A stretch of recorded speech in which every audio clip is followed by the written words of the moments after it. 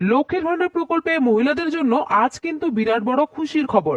এবার মার্চ মাস শুরু হতে না হতেই নবান্নের তরফে আজ বিরাট বড় ঘোষণা।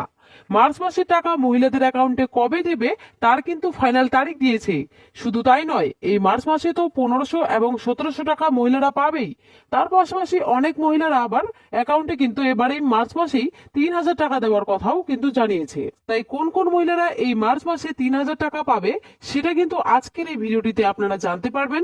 এরই সঙ্গে মার্চ মাসের টাকা মহিলাদের অ্যাকাউন্টে এবার কোন জেলায় কবে ঢুকবে, যে জেলা ভিত্তিক তালিকা প্রকাশিত করেছে সেটাও কিন্তু এই ভিডিওতে আপনারা বিস্তারিতভাবে জানতে পারবেন। তাই ভিডিওটি স্কিপ না করে শেষ পর্যন্ত দেখবেন। আর বলবো, আমাদের এই ছোট্ট চ্যানেলে যদি কেউ নতুন দর্শক হয়ে থাকেন তাহলে অবশ্যই চ্যানেলটিকে সাবস্ক্রাইব করে পাশে থাকা বেল আইকনটি অন করে রাখবেন এই ধরনের গুরুত্বপূর্ণ আপডেট সবার প্রথম পাওয়ার জন্য।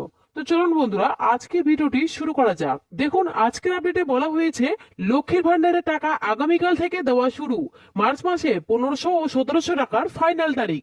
লক্ষ্মীর ভান্ডার প্রকল্পে মা বোনদের জন্য আজ দারুণ সুখবর। নবান্নের তরফে আজ বড় ঘোষণা। 1 মার্চ শুরু হওয়ার সঙ্গে সঙ্গে লক্ষ্মীর ভান্ডারের প্রকল্পে আবারও বিরাট বড় চমক। মার্চ মাসে 1500 এবং 1700 টাকা তো পাবেই, তার সঙ্গে এই মার্চ মাসেই 3000 টাকা পাবে।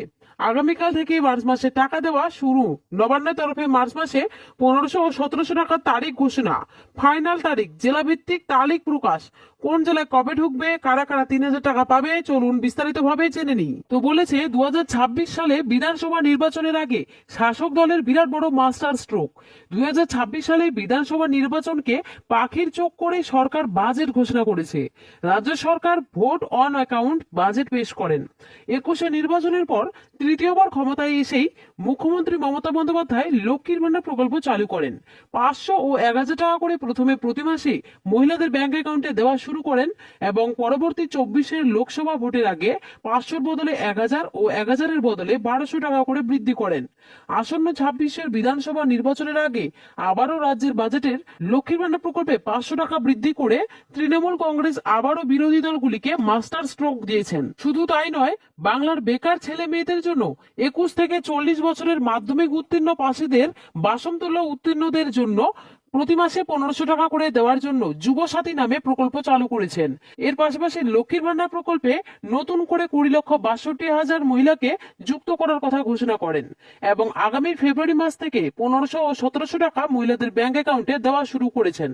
তো এখানে বুঝতে পারলেন, এই 2026 বিধানসভা নির্বাচনকে কেন্দ্র করে কিন্তু বাংলার অনেকগুলো নতুন প্রকল্প চালু করেছে।